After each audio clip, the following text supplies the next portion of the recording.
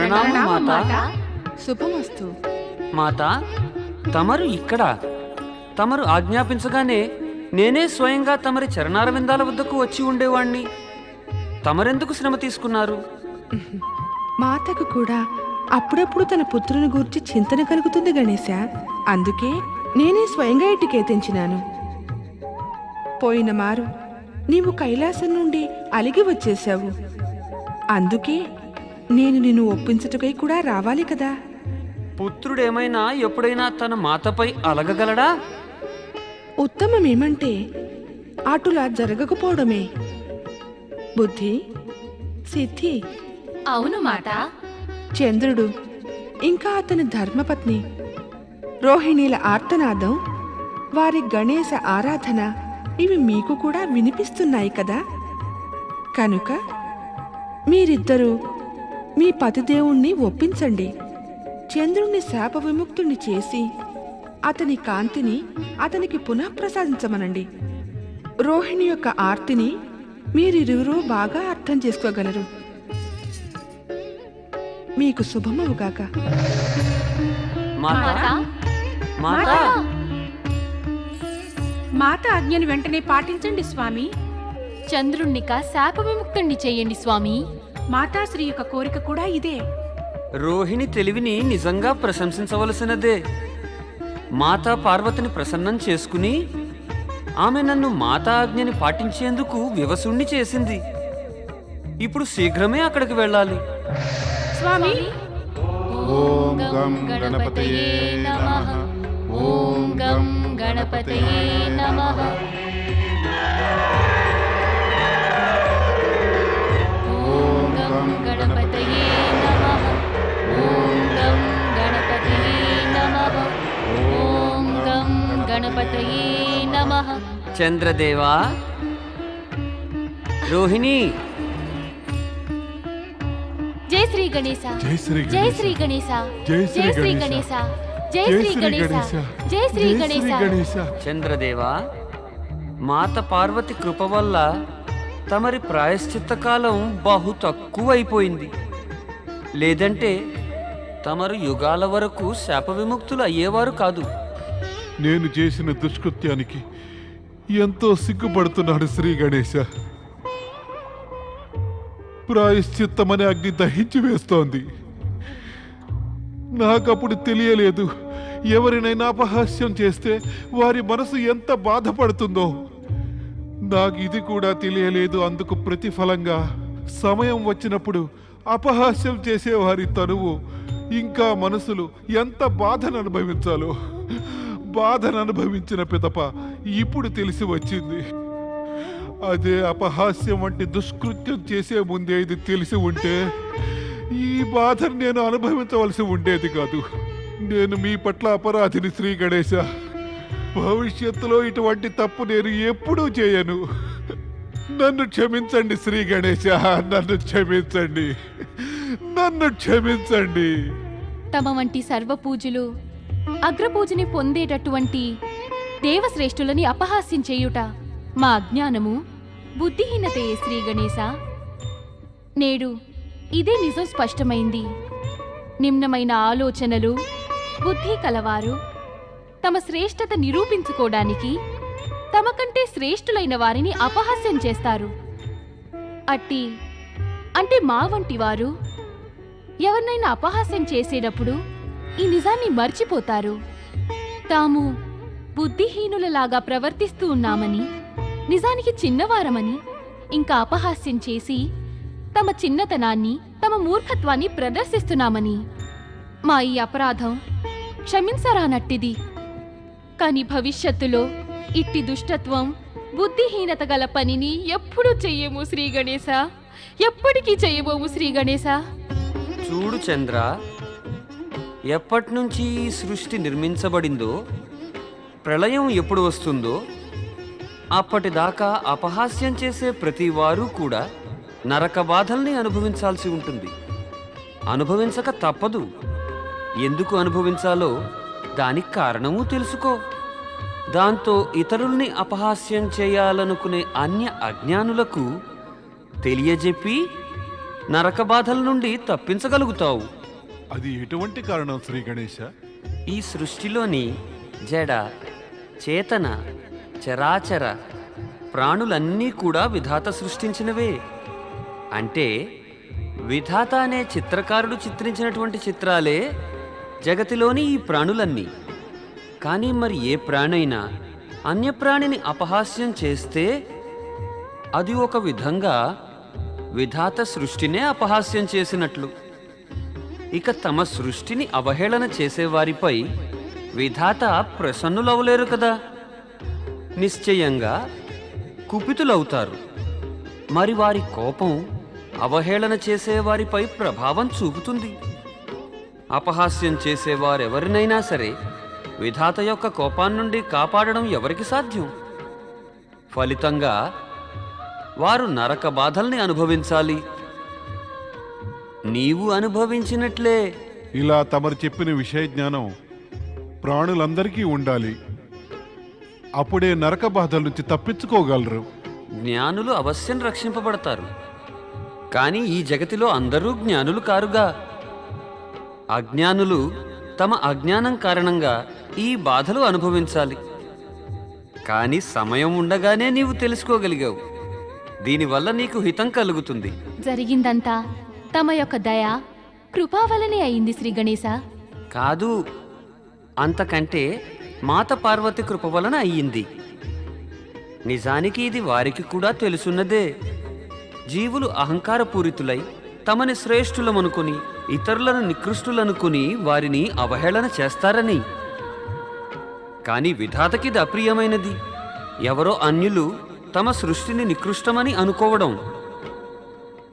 విధాత యొక్క ఈ అప్రియత్వమే క్రోధమై వారిని క్రోధితులుగా మార్చివేస్తుంది. ఇదంతా తెలిసి ఉండి మాత పార్వతి మిమ్మల్ని కరుణించారు. మా మనవనందు మీపై కరుణ కలిగి మేము ఇసటకు యత్నించాము. తమరి దర్శనంతో మేము ధన్యులమయ్యాం శ్రీ గణేశ. చంద్ర, నీవు శాప విముక్తుడివి అవశ్యం అవగలవు. కానీ నీ ఈ అపరాధం జగతిలోని జనులందరికీ గుర్తుండాలి. దాంతో ఎవరూ మరొకరిని అవహేళన చేసే పొరపాటు చేయకూడదు. అందుకే నిన్ను విముక్తుణ్ణి చేసిన పిదప మేము నిన్నొక ఇబ్బందితో అవశ్యం బంధించబోతున్నాం. ఎలాంటి ఇబ్బంది శ్రీ గణేశ? పరమశివుని నిర్దేశానుసారంగా నీవు కృష్ణపక్షమందు క్షీణిస్తూ క్షీణిస్తూ అమావాస్య రాత్రి ఆకాశం నుండి అదృశ్యుడవైపోతావు. తిరిగి మళ్ళీ కాంతి నిండిన వాడవై పౌర్ణమి వరకు నీ పూర్వరూపంలోకి ప్రవర్ధమానమై వస్తావు. ఇందులో బాధ ఏముంది శ్రీ గణేశ? సంవత్సరంలో ఒక మారు మా జన్మదినమందు భాద్రపద శుక్ల చతుర్థి రాత్రి ఎవరైనా కానీ చంద్రుణ్ణి చూస్తే వారు ఏదో ఒక కళంకం ఆపాదించుకుంటారు. వారిపై నిర్దోషులైనా కూడా ఏదో ఒక నిలాపనింద వస్తుంది. శ్రీ గణేశ, తమరు నన్ను శాప విముక్తుని చేయటంతో పాటు ఒక వరాన్ని ఇవ్వండి. దాంతో తమరి నామంతో పాటు నా యొక్క పేరు కూడా ధర్మపథంలో అమరమైపోవాలి. ప్రతి నెలలోని కృష్ణపక్ష చతుర్థి కూడా సంకష్ట చతుర్థి అని ప్రసిద్ధి నొందుతుంది.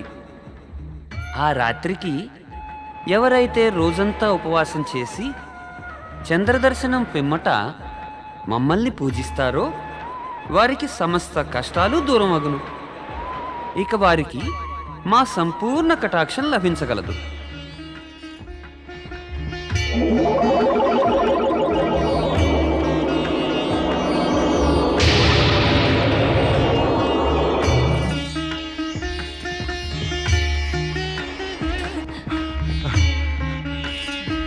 జై గణేశ.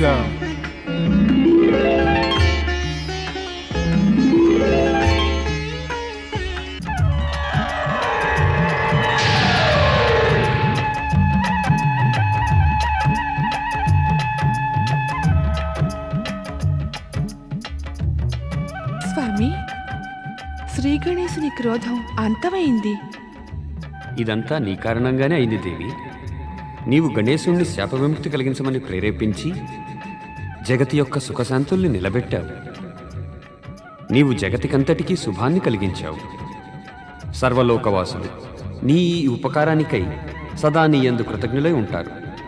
ఇక నలుదిశలా ఉత్సవ వాతావరణమే.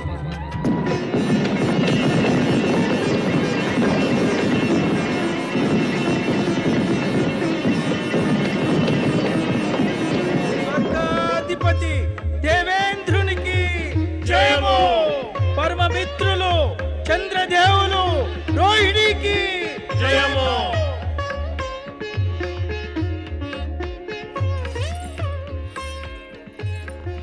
ప్రణామం గురుదేవా. విచ్చేయండి.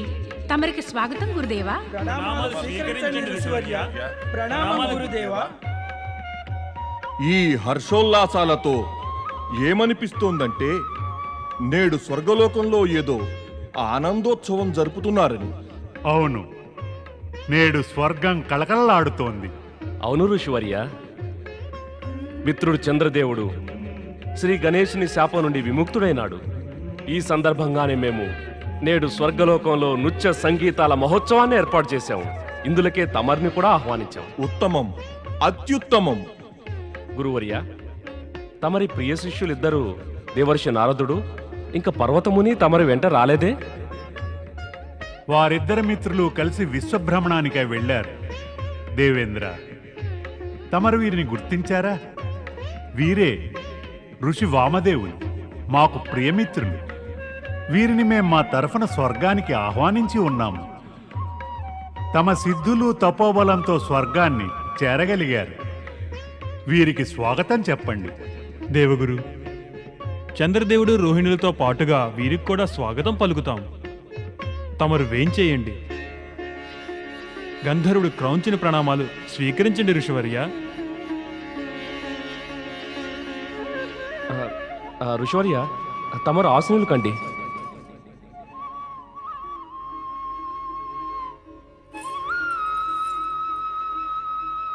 నృత్యం ఆరంభించండి.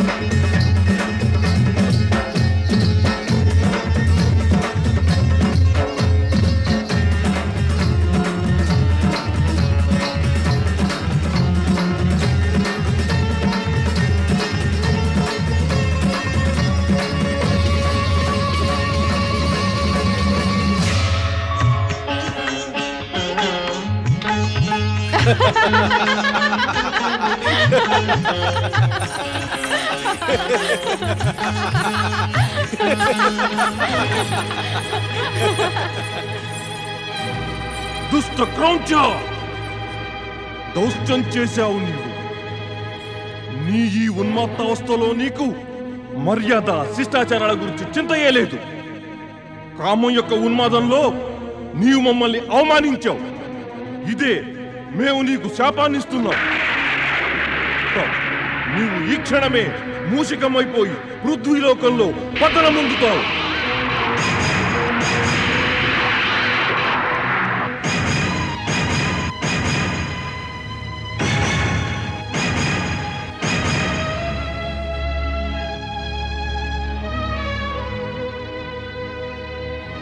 క్షమించండి ఋషివర్య, క్షమించండి.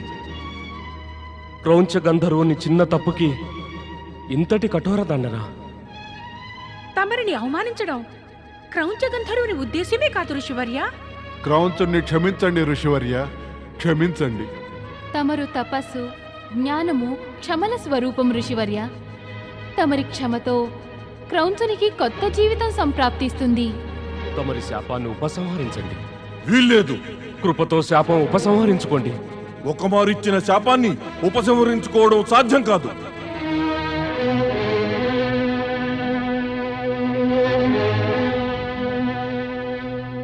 ఋషివర్య, ఈ క్రౌంచ గంధర్వుణ్ణి శాపవిముక్తుణ్ణి చేయలేకపోతే కనీసం ఇతని ముక్తికైనా ఉపాయాన్ని తెలియచెప్పండి. లేదంటే దైవసభ సముఖంలో ఈ దోషం నా వల్లే జరిగినట్లవుతుంది. ఎందుకంటే తమరిని ఇక్కడికి ఆహ్వానించింది నేనే కదా. తమరు నా వెంటేగా ఇక్కడికి వచ్చినది.